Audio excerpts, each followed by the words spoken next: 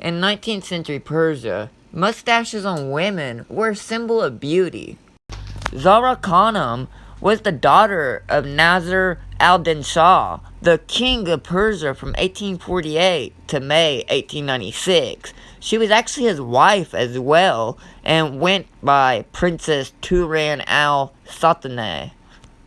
She was the princess of the Qajar dynasty, and she was known as a feminist, a women's rights activist, and a memoirist. She was also the love interest of the Persian poet Aref Kazvini, who wrote his poem A Taj for her. In her memoirs, she describes her upbringing in the royal harem, using details of court rules about having wet nurses and slaves as an opening to criticize Qajar society, and the limitations Persian women faced.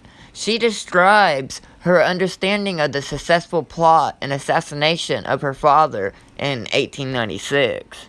She was married at the age of 13 to Sadhar Hassan Shoha al-Sultaneh, an aristocrat and the son of the defense minister, Shoha al-Sultaneh. They had 4 children together, but Taj divorced her husband, breaking a taboo and becoming one of the first women in the royal family to get a divorce. She detailed the pain of her betrothal at age 8 and damage from arranged marriages. She makes a pointed argument against veiling as damaging to family life and overall Persian society. The account also includes the pain from her husband's extramarital affairs and her choice to have an abortion out of fear of a death during childbirth. In her later years, she dedicated her life to writing, reading, and raising her beloved granddaughter, Taj Iran, with whom she had a special bond and heavily influenced her upbringing. She lived with her daughter, Turan al-Dawleh, until she died.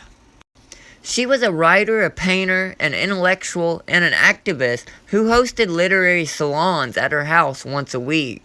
She was fluent in Arabic and French, and played the violin.